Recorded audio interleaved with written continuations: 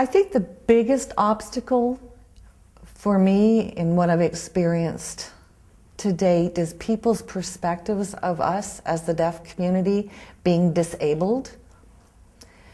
We're not looked at as a cultural, linguistic minority group of people. And so in trying to figure out how we can get them to change their view of us as disabled to a cultural, linguistic minority is a huge challenge. My hope is that with websites being presented, with people using American Sign Language, it will go towards changing that perspective. Most people are, yes, quite stunned that deaf people who are using ASL have a culture. And I think they're even more stunned that there is a langue de signes québécois culture here in Canada as well.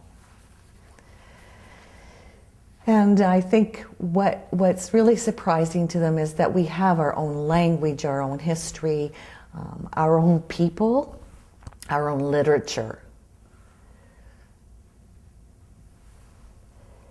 And what's really fascinating is that our literature, the works that exist, involve and include sociological perspective.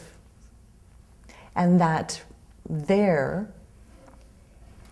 that really is what has a huge impact on the deaf community, because it's in connection with their language and their culture and their history.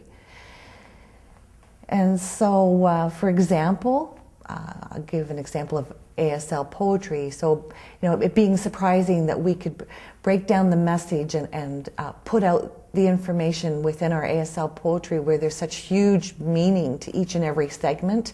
And that's just fascinating and, like you say, surprising to many hearing people.